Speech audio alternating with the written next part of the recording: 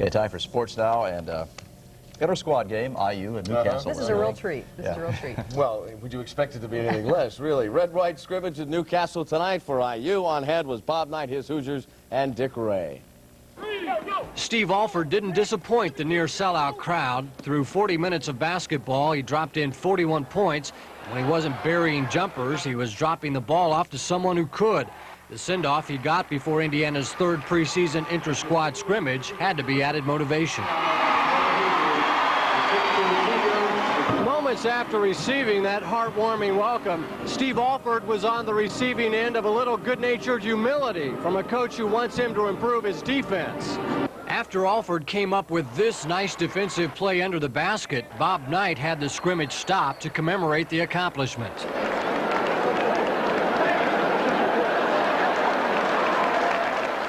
I've had a lot of that in 4 years, so I don't think that's ever going to change, and that's something that I've worked very hard on. And tonight I thought I did a pretty good job defensively, and it's just something I've got to keep working at and continue to get better at because it's very important to our team. Newcastle also got a glimpse of the Hoosiers' added dimensions. Both big men showed promise on offense. Magnus Pelkowski's shooting display was second only to Alford's, and joining Pelkowski in double figures was 6'10" junior college transfer Dean Garrett. But after Alford's red team came out on top after each of the separate 20-minute halves, Coach Knight didn't exactly pour on the compliments. This time of the year is a big point for only practicing 4 weeks. I think that we practice 6 weeks is just too long. I think that we need a 4-week practice season and then start playing. In Newcastle, Dick Ray, Wish TV Sports 8.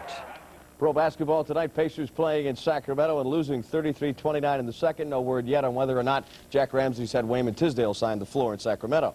Atlanta has beaten Cleveland 108-89 this evening for Dominique, 27 points. The one other final in the NBA to tell you involves the game between Utah and Houston.